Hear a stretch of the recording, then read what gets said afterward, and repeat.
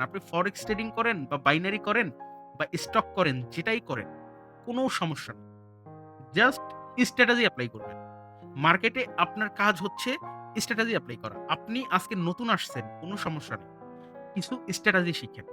এরকম প্রায় ২০ থেকে ২৫ টা স্ট্র্যাটেজি আছে। আমি জাস্ট আজকে একটা দিয়ে শুরু করলাম। এরকম আমার YouTube চ্যানেলে অনেক ভিডিও আছে স্ট্র্যাটেজির এবং আমি সামনে আরো ভিডিও আপনাদের জন্য বানাবো।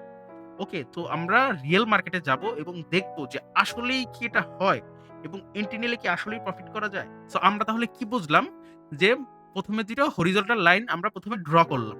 ড্র করার পরে আপনার মার্কেটটা আপ ট্রেন্ডে গেছে, ডাউনে গেছে, আপে গেছে, ডাউনে গেছে এবং এখানে ছোট রিজেকশন দিয়ে ব্রেকআউট দিয়ে উপরে গেছে এবং আমরা মার্কেটটা ড্র করে বুঝতে পারলাম যে এইটা বুলিশ কন্টিনিউশন প্যাটার্ন এবং মার্কেটটা এখানে রিজেকশন দিছে বা ব্রেকআউট করছে। ব্রেকআউট করার পরে মার্কেটটা উপরে গেছে।